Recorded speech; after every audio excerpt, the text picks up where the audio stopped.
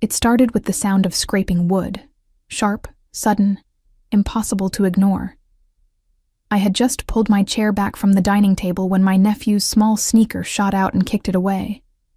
The leg screeched across the polished floor, echoing through the room like a slap. "Servants don't sit with us," 11-year-old Carter announced, his voice high and sure, his eyes locked right on mine. Mom said so. The entire table went silent. 17 faces froze in a strange, perfect stillness, forks held midair, laughter caught in throats. Even the clinking of glasses stopped. It was Sunday dinner, one of those big family traditions my sister Vanessa insisted on hosting every month in her grand colonial home. The kind of dinner where the table groaned under too much food, and every chair was filled with noise, gossip, and the smell of roasted garlic. But right then, everything was still. Vanessa, seated at the far end of the table, smiled faintly into her wine glass, her red lipstick marking the rim like evidence. "Carter," she said in a voice that was more amused than scolding. "That's not polite." He frowned. "But you said Aunt Margot is basically the help. You said she serves us." The words hit the air like a match to dry paper. Uncle Richard barked out a laugh first, loud and unashamed. My brother-in-law followed, and then my cousin, Jennifer, and then the rest. The laughter rolled around the room, building until the whole table was shaking with it. It wasn't nervous laughter, not the kind that fills a silence out of pity. It was genuine amusement. The kind of laughter people share when they feel safe, certain, united in the joke. My mother pressed a hand over her mouth, pretending to hide it, but her shoulders quivered as she tried to stifle a giggle. Carter sat proudly, his foot still positioned over the space where my chair should have been, ready to kick again if I dared to pull it back. I looked straight at Vanessa. She didn't even look embarrassed. She met my eyes and gave a small shrug, the kind that said, "Kids will be kids." I felt something settle deep in my chest. A cold, hard click, like a lock turning. Without a word, I picked up my purse from the entryway table and walked out the front door. Behind me, someone called my name, but I didn't stop. As the door swung shut, I heard Uncle Richard say, "Well, that was dramatic," followed by another burst of laughter. I sat in my car for a long moment, staring through the windshield at the glowing windows of the house I had just left. Inside, my family was probably already eating, already laughing again, maybe even making a joke about me leaving. The yellow light spilling out onto the driveway made the house look so warm, so inviting, but it wasn't. Not for me. When I finally turned the key in the ignition, my reflection in the rearview mirror looked calm. Too calm. At 9:47 p.m., my phone buzzed on the counter. A text from Vanessa. Finally gone. 2 words. Not, "Are you okay?" Not sorry about Carter. Just finally gone. I stared at the message for a full minute, the phone heavy in my hand. Then I walked to my home office, flipped on the light, and unlocked the tall metal filing cabinet against the wall. The one where I kept the papers that ran quietly beneath the family's world. 3rd drawer down. Folder labeled, Harrison Family Trust. 7 years ago, I'd created that trust, not long after I sold my tech company for $47 million. I was 29 years old, newly rich, a little lost, and determined to make sure my family would always be cared for. So I set aside $12 million to build a financial safety net for them. It was meant to be love, disguised as structure. Vanessa received $120,000 every year. Her 3 children each had education funds worth $500,000 apiece. My brother Thomas got $80,000 annually. His 2 kids had the same college funds. My mother received $60,000 per year, and a handful of cousins, nieces, and nephews all had smaller shares or savings plans tucked neatly within the trust. They all believed it came from Great Uncle Bernard, a wealthy relative who'd supposedly died and left a secret fortune. I'd invented him one night after Vanessa asked where the money was coming from. It was easier than explaining that I'd funded the entire thing myself, that I was the reason they never had to worry about tuition, or medical bills, or mortgage payments. To them, I was still just Margot. The single quiet one who worked in tech, some mid-level position no one cared to understand. Meanwhile, I'd been a co-founder, a CEO, and the architect of my own small empire. My net worth had quietly grown beyond 60 million, but my family never looked close enough to see it. At 10:30 p.m., I opened my laptop, found my lawyer David's contact, and began typing. David, please prepare immediate revocation documents for the Harrison Family Trust. I want all beneficiaries removed and the trust dissolved effective immediately. Transfer all assets to my personal accounts. Process this tonight if possible. I hit send. He called within minutes. Margot, I just read your email. Are you absolutely sure? Yes, completely. This trust supports your entire family, your sister, your brother, their children. I'm aware, I said evenly. What happened? So I told him. About the chair, about Carter, about the laughter, about the text that said finally gone. Silence. Then a soft, Jesus Christ. Can you process the revocation tonight? I asked. Yes, he said. I'll file it electronically. The transfers will go through by morning. But Margot, this is $12 million. This will devastate them. They've already received this quarter's distributions. After that, they'll have nothing. Then I'm giving them 3 months' notice, I said. That's more time than they gave me before deciding I didn't deserve a seat at the table. David exhaled. All right. You'll have confirmation by 6 a.m. When we hung up, I opened my text thread with Vanessa and typed 2 words, like your inheritance. Then I turned off my phone and went to bed. At 6:14 a.m., the phone was already ringing when I turned it on. Vanessa. I ignored it. She called again, and again. 14 times before I even finished my coffee. At 6:22, the email from David arrived. Trust revocation complete. All assets transferred to your accounts. Beneficiaries now show 0 balances. Documents filed with the county. It's done. At 6:45, a text from Vanessa. Call me right now.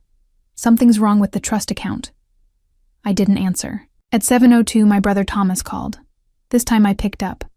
Margot, what the hell is going on? I just checked the trust account. It's empty. That's correct, I said. What do you mean that's correct? Where's the money?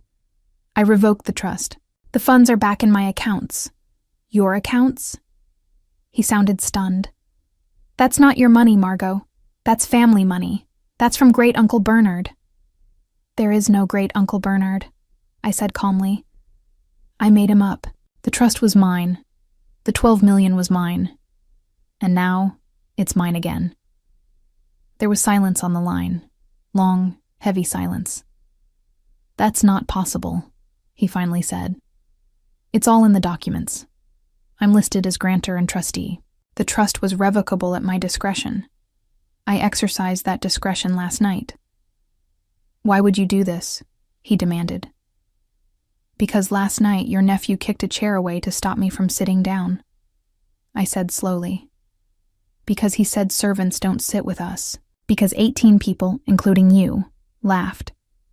Because Vanessa texted me finally gone like it was the best news she'd heard all week. Margot, he's 11. He didn't mean it like that. He meant exactly what he was taught, I said. He's learned from all of you that I'm beneath you, that I'm the help. Well, I'm done helping. This is insane, he said. Vanessa depends on that money. The kids' college funds should have been protected by their parents, not their aunt who apparently doesn't deserve a chair at the table. I hung up. By 8 a.m., I had 37 missed calls. By 9, someone was pounding on my apartment door. Through the peephole, Vanessa. Still in her pajamas, hair wild, eyes red from crying. Margot, she shouted. Open the door. We need to talk. Her voice shook. The trust is empty. Carter's college fund, Emma's, Jackson's, all gone. Every account says 0. I didn't move. This is because of last night? Because of a stupid joke? She cried. You're going to destroy my children's future over that? I called back through the door, my voice steady. It wasn't a joke, Vanessa. Your son kicked a chair to stop me from sitting down. He said I wasn't part of the family. You smiled. Everyone laughed. And then you texted me finally gone. That wasn't humor. That was cruelty. I didn't mean it like that, she said, voice breaking. How did you mean it? You always make things so awkward at dinners. You don't talk. You just sit there judging everyone. I sit quietly because every time I open my mouth, someone mocks me for being single or childless or working too much. At Mom's birthday, you said I was married to my laptop. 3 months ago at Easter, Uncle Richard asked if I was a lesbian because I don't date. I've learned to keep quiet. So you're punishing my children because your feelings were hurt. I'm ending financial support for people who treat me like hired help. That's not punishment. That's consequence. Margot, please, she begged. That money is an extra. It's how I pay for the kids' schools, Carter's hockey, Emma's private lessons. You should have thought of that before teaching your son to treat me like I don't belong. He's a child, she shouted. He repeated something I said out of context. What context, I asked, makes servants don't sit with us acceptable? Silence. Then, softly, you're really not going to fix this? There's nothing to fix. The trust is dissolved. The money is mine. It was always mine. We'll sue. We'll get lawyers. I am the grantor and trustee of a revocable discretionary trust. I have absolute legal right to dissolve it. Any lawyer will tell you that. Save your money. I heard her slide down the other side of the door, sobbing. I felt something twist inside me.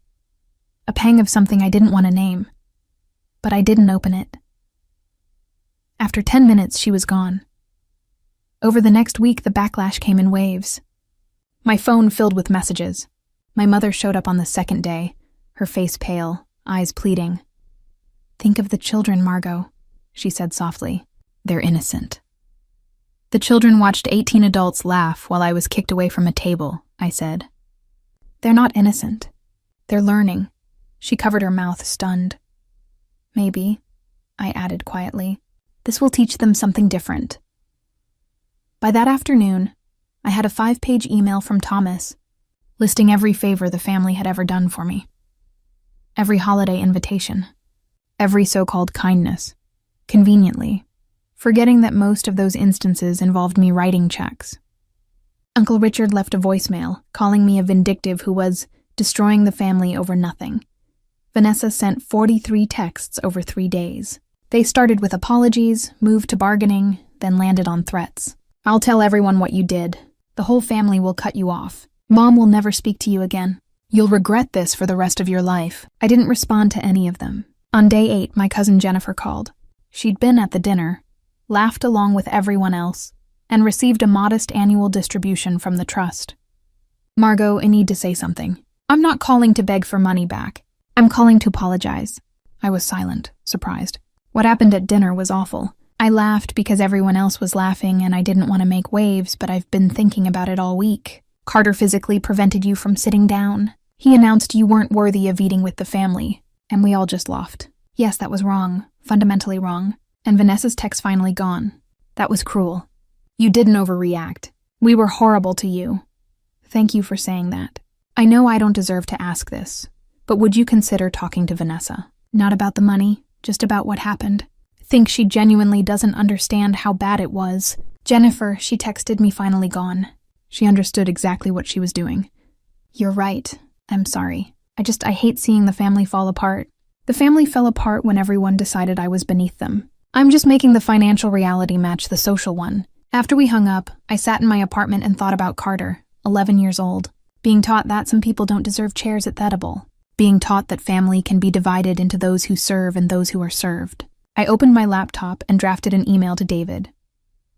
David, I want to establish 3 new education trusts, $500,000 each for Carter, Emma, and Jackson.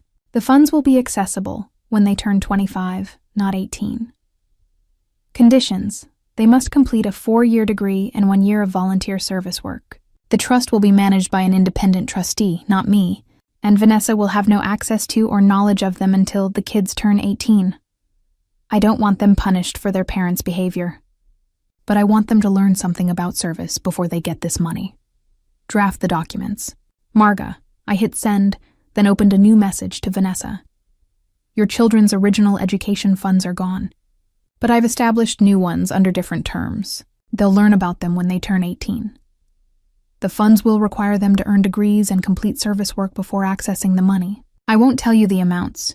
You'll have to trust that I've taken care of them despite you teaching your son that I'm the help. As for your annual distribution and everyone else's, those are gone permanently. Get used to living on what you actually earn. And Vanessa, I'm not the one who destroyed this family. You did that when you taught your son to kick chairs. I sent it before I could reconsider. Her response came within minutes. I hope you're happy being alone with your money.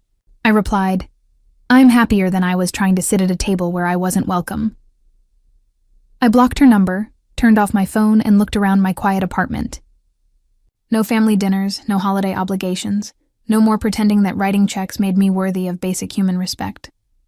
The next morning, I donated $5 million to an organization that provided meals for homeless families. People who understood what it meant to be excluded from tables. People who knew the difference between servants and family. Some people inherit wealth. Some people inherit cruelty. And some people learn eventually that you can't buy respect with trust funds. But you can stop funding disrespect.